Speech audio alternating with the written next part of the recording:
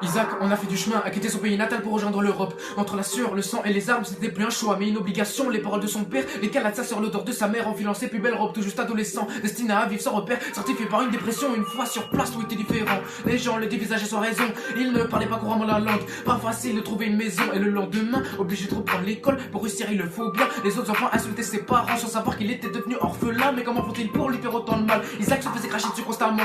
Malgré tout ça, il restait calme. Personne n'était plus fort que lui mentalement, et peu importe ce qu'on pouvait lui dire, c'était le cœur brisé qu'il pardonnait. Déboussolé, recherchant le même amour que maman n'a cessé de lui donner. Il rendait toujours ses devoirs humides, la prof demandait ce qui s'était passé. Mentir et dire que c'était un accident, mais c'était les larmes qu'il avait versées. L'impression de marcher à contresens.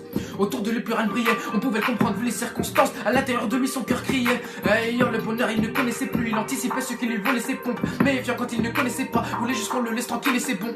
Atroce de faire du mal pour se montrer, le temps file à toute allure sur la montre. Il continuait sans cesse de le martyriser sans savoir